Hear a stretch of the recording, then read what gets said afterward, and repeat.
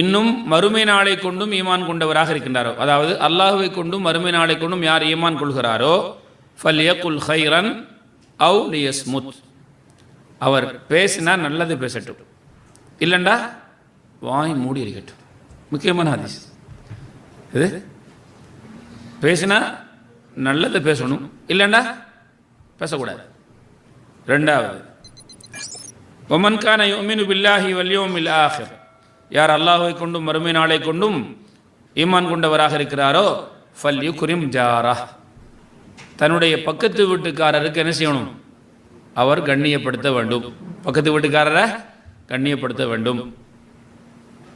வமன் கான யுமினு பில்லாஹி வல் யௌமில் ஆஹிர், யார் அல்லாஹ்வை கொண்டும் மறுமை நாளை கொண்டும் ஈமான் கொண்டவராக இருக்கிறாரோ ஃபல்யுக்ரிம் லைஃபஹு, அவர் தன்னுடைய விருந்தாளியை கண்ணியப்படுத்தட்டும்.